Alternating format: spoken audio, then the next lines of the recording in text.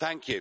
Imagine you invited a very important guest round for dinner and you made all the preparations and there were some very important confidential conversations that needed to be had and you thought everything had gone well, and yet within hours your guest had told the outside world that you, the host, were deluded, that you were living in a different galaxy.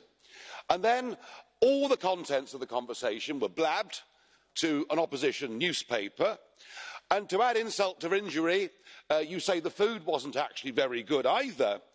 And then a few days later, in a display of extreme petulance, you even deride the national language of the host, which, by the way, is looking a bit silly, because last Saturday's extravaganza, known as the Eurovision Song Contest, saw 90% of the songs sung in English.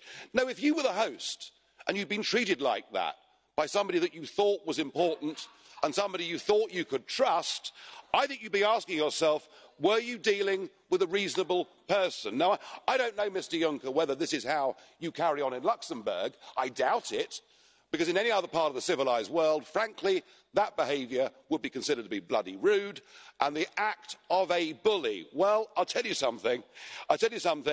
Your attempt to bully the Brits through this negotiation is not working. 68% now of the British people want Brexit to happen. And all of that on top of a ludicrous ransom that Monsieur Barnier wants, that I'm told has now doubled to €100 billion.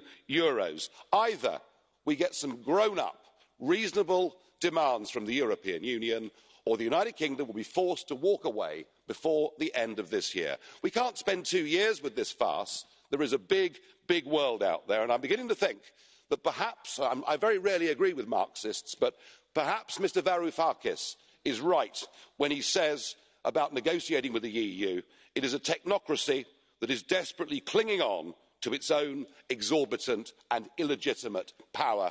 You may have crushed Greek democracy 2 years ago. You ain't going to do it to us.